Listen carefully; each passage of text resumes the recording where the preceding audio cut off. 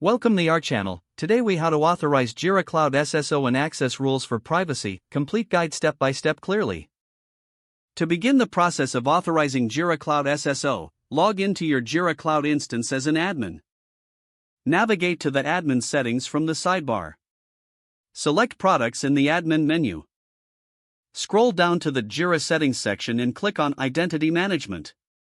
Look for the single sign-on SSO option and click on it. Here, you will see the SSO configuration settings.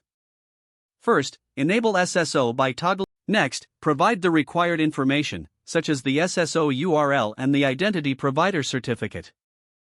Input the login URL and the logout URL for your chosen identity provider. Configure the attribute mappings according to your organization's needs. Save your changes once all required fields are filled.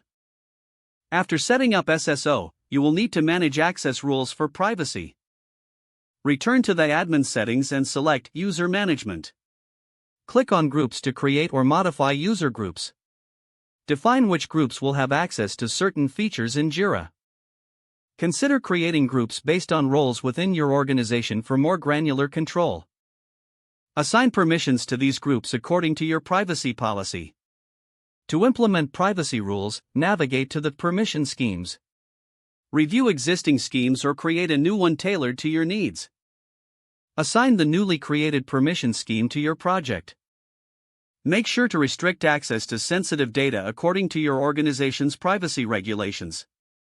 Test the SSO configuration by attempting to log in with a user account from your identity provider.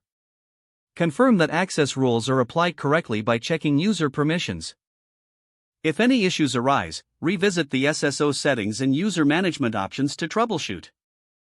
Once everything is set up to your satisfaction, monitor user access regularly for compliance. Periodically review and update both SSO configurations and access rules as your organization evolves. If the page does not load, refresh the browser or try again in a private or incognito window. Make sure you are using the correct email address, then retype it carefully to avoid small typos. If your password is not accepted, use the reset option and create a new strong password you can remember. Check your spam folder for verification or security emails, then complete any requested confirmation steps. Enable two-factor authentication if available to improve account security and reduce unauthorized access risk. Don't forget to like this video and subscribe to our channel for more step-by-step tech guides.